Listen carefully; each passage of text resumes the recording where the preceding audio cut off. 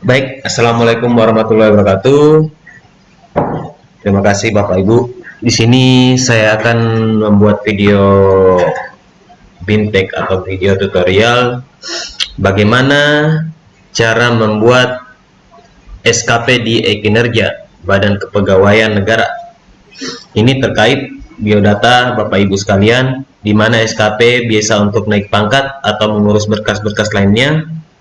Ini saya akan menyampaikan caranya karena kebetulan ini rumit, tapi kalau sudah dipahami akan mudah pelaksanaannya. Oke, sebelumnya siapkan kopi. Kita minum kopi dulu karena ini perlu tenaga. Ya, kita lanjut ya. Saya juga mohon maaf Pak Kabak, Pak Hari, Kabak Protokol, saya memakai ruangan Bapak untuk membuat video tutorial ini karena seperti penyampaian saya di grup. Oke, kita lanjut. Sebelum kita masuk ke ini, kita login ke laman kinerjabkn.go.id ini. Setelah sudah masuk ke sini, silakan login.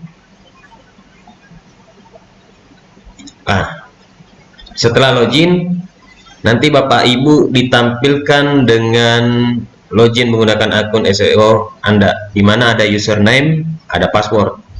Di sini Bapak Ibu sendiri yang tahu di mana username-nya adalah NIP dan passwordnya Bapak Ibu sendiri yang pegang. Ya, ini saya gunakan akun Noprialdi, Bapak Noprialdi, di mana dia kebetulan belum membuat SKP, jadi kita gunakan saja akunnya sebagai video tutorial. Kemudian kita lanjut login, menunggu.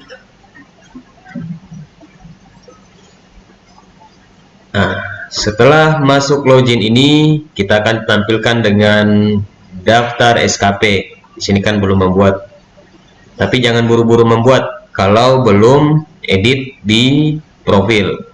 Supaya apa? Supaya ketemu RHK pimpinan. Di sini kita ditampilkan beberapa menu di menu profil ya ini, di mana ada data pribadi, data atasan, list pegawai satu unit kerja, list pegawai bawahan, klaim pimpinan unit kerja. Tapi yang perlu itu kita dari sini dulu, data pribadi. Ini data pribadi Andi Muhammad Noprialdi, di mana sudah ada semua. Tapi di sini ceritanya dia masih di biro umum, maka ini kita harus ganti ke biro admin. Caranya itu yang pertama dengan mengklik edit profil. Setelah mengklik edit profil, Bapak Ibu diberikan menu seperti ini, di mana ini harus diganti karena unit kerjanya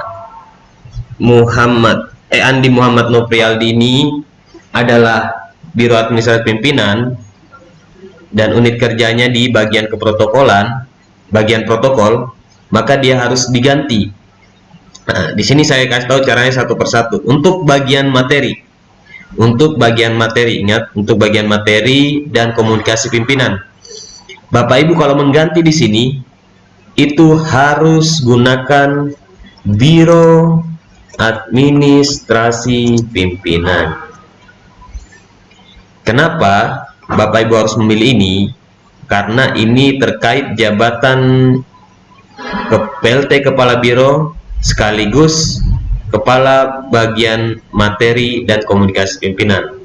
Jadi dia jabatannya ada dua, di mana yang pertama adalah tugas utama itu di bagian materi, tugas tambahannya di PLT Kepala Biro. Ini kalau di bagian materi. Selanjutnya, kalau Bapak Ibu di bagian administrasi keuangan, maka tulis bagiannya. Ini bagian administrasi keuangan, dan operasional pimpinan. Ini berlaku karena kita jabatannya kepala biro itu PLT. Kalau definitif itu dia langsung ke bagiannya, tapi karena kebetulan PLT jadi harus seperti tadi. Ini bagian administrasi keuangan. Kalau Bapak Ibu kerja di unit ini ya, maksudnya di bawah unit ini sebagai pegawai staf atau pelaksana. Tapi kalau Bapak Ibu kerja di bagian protokol, tulis bagian protokol.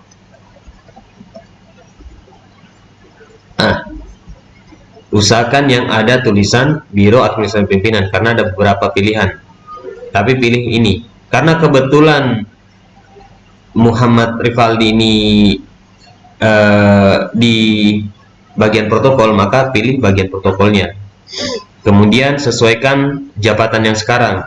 Jabatan ini Bapak Nofrialdi ini analis protokol. Ya. Di sini golongan sesuaikan dengan golongan yang sekarang, pangkat yang sekarang, tinggal diklik saja memilih. Nanti Bapak Ibu diberikan menu pilihan. Ini untuk P3K ini, tapi Bapak Ibu karena PNS jadi sesuaikan. Di sini karena kebetulan Nofrialdi ini 3A jadi 3A. Ketika sudah itu semua, kemudian klik OK. Setelah klik OK, pastikan Biro Administrasi Pimpinan bagian protokol ya. Kemudian biodata apa semua, kemudian data atasan cek betul Pak Harik Dermawan. Kemudian lanjut di sini ini satu unit kerjanya ya, yang sudah masuk di bagian protokol ini, orang-orang ini. Yang lain belum masuk ini.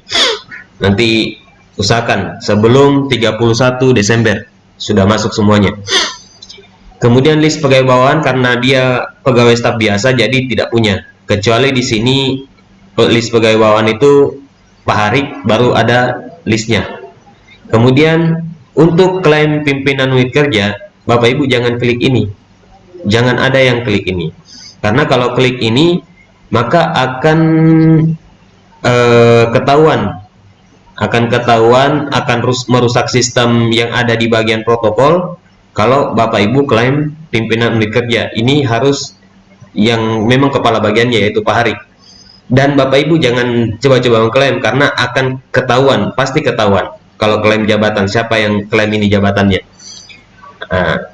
Di mana tandanya? Ini tandanya, yaitu pimpinan. Kalau dia staf biasa itu dia tidak ada klaim ini, nama pimpinan ini. Oke ya.